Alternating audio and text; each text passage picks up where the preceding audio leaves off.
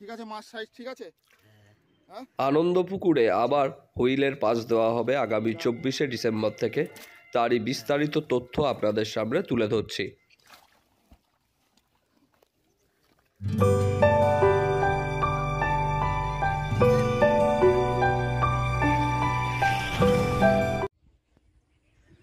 আপনারা ব্যাকে যে ভিডিওটি দেখছেন, মাঠের মধ্যে দিয়ে মাথায় হাঁড়ি দিয়ে মাছ নিয়ে আসা হচ্ছে, এটি আনন্দপুকুরের একটি ভিডিও।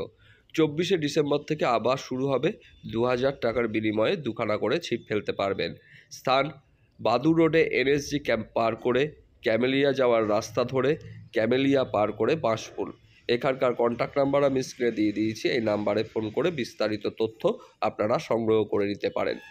এই পুকুরে আগেও হুইলে পাস দেওয়া হয়েছিল, কিন্তু সেই সময় মাছ না খাওয়ার ফলে পরবর্তীতে এই পুকুরে হাত ছিপের পাস দেওয়া হয়ে থাকে। বর্তমানে ছোট মাছ তুলে দিয়ে ও নতুন করে মাছ ছেড়ে আবার পুকুরটিকে তৈরি করা হয়েছে হুইলে পাস দেওয়ার জন্য। এই পুকুরের আয়তন 1.5 বিঘার মতো এবং জলের গভীরতা 7 থেকে 8 ফুটের মতো। 2 পার মিলে 14 থেকে 16 খানির মতো সিট হতে পারে।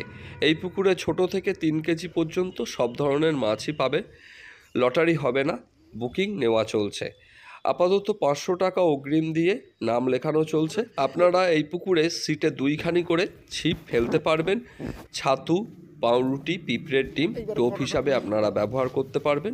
এর বাইরে অন্য কিছু ফেলা যাবে না। সুজি, কেমিক্যাল কঠোরভাবে নিষিদ্ধ। খোল জাতীয় জিনিস ব্যবহার করাও নিষিদ্ধ। ভাষা, তলভাষা, ফিডার প্রভৃতি ব্যবহার করা যাবে না। এই পুকুরে 4 মশলা করা নিষেধ আছে বা 4 মশলা করতে পারবেন না। সকাল 5টা থেকে বিকাল 5টা পর্যন্ত আপনারা এখানে ছিপ ফেলতে পারবেন। পুকুর পাড়ে মদ্যপান ও অশ্লীল আচরণ করা কঠোরভাবে নিষিদ্ধ। পুকুরে মাছ আছে কিনা জেনে তবেই সিট নেবেন। প্রয়োজনে খোঁজ খবর নিয়ে তবেই সিট নেবেন। কোনো কারণবশত যদি মাছ না খায় তাহলে যথাযথ সিদ্ধান্ত নেওয়া হবে, এরকমই জানিয়েছেন কর্তৃপক্ষ। তাহলে আমি আর কথা বাড়াচ্ছি না। কিছুদিন আগে এই পুকুরে জাল দেওয়া হয়েছিল। জালে কী জাতীয় মাছ এসেছিল তার পুরোটাই আপনাদের সামনে তুলে ধরলাম, এবং কী জাতীয় মাছ পুকুরে দেওয়া হয়েছে সেটাও আপনাদের সামনে তুলে ধরেছি। পরবর্তীতে কিছু পাঙ্গাস ও রূপচাঁদা জাতীয় মাছ দেওয়ার পরিকল্পনা আছে, এরকমই জানিয়েছেন কর্তৃপক্ষ। তাহলে আমি আর কথা বাড়াচ্ছি না, আপনারা সম্পূর্ণ ভিডিওটি দেখুন, তাহলেই আপনাদের এই পুকুর সম্পর্কে একটি স্বচ্ছ ধারণা পেয়ে যাবেন।